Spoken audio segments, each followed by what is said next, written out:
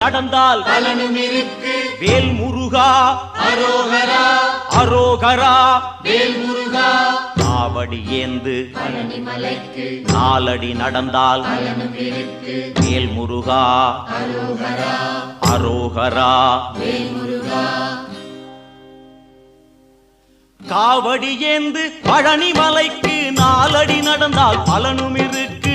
முருகையா கந்தையா துணையாய் தோன்றும் வேலையா. முருகையா கந்தையா துணையாய் தோன்றும் வேலையா. அறுபடை வீடும் சொத்தாகும் ஆண்டி என்பது பேராகும்.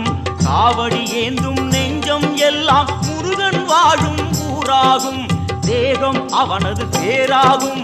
வேல் முருகா அரோகரா அரோகரா வேல் முருகா. முருகையா